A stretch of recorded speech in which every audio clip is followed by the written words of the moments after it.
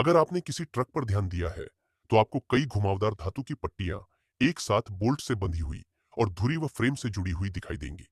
Leaf spring suspension system, खासकर ट्रकों में आमतौर पर इस्तेमाल होने वाला मल्टी लीफ सस्पेंशन सिस्टम, अपेक्षाकृत सरल लेकिन बेहद प्रभावी डिजाइन है। इसके मुख्य घटक लीफ स्प्रिंग है। ये स्प्रिंग स्टील से बनी कई घुमावदार धातु की पट्टियां हैं जिन्हें आप देख रहे हैं। सबसे ऊपर वाली सबसे लंबी लीफ को मास्टर लीफ कहते हैं। बाकी लीफ धीरे धीरे छोटी होती जाती है और इस ढेर को लीफ पैक कहते हैं। एक सेंटर बोल्ट लीफ पैक के बीच से होकर गुजरता है, सभी लीफ को एक साथ रखता है और उन्हें संरेखित करने में मदद करता है। यू बोल्ट, ये यू आकार के बोल्ट पूरे लीफ पैक को ट्रक के एक्सल से मजबूती से बांधते हैं।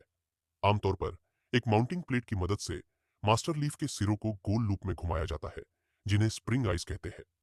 लीफ स्प्रिंग का एक सिरा आमतौर पर एक हैंगर की मदद से ट्रक के फ्रेम से जुड़ा होता है, जबकि दूसरा सिरा एक शैकल से जुड़ा होता है।